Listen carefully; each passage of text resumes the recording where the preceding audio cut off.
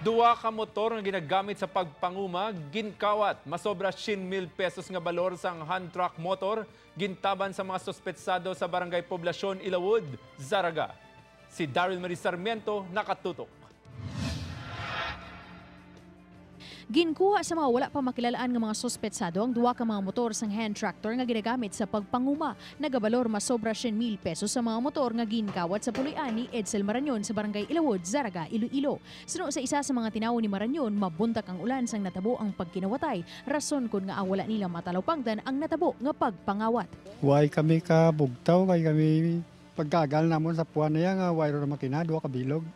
Pahayag naman sang Zaraga Municipal Police Station, wala pa nila makilalaan ang mga sospetsado tungod kay wala man sang CCTV nga pwede makuhaan sang ebidensya agud matumod kundi in pakadto ang mga sospek.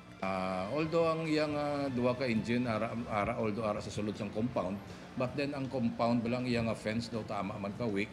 So ginguba lang ang door lock, ang iyang kandado ginguba lang sang mga perpetrators.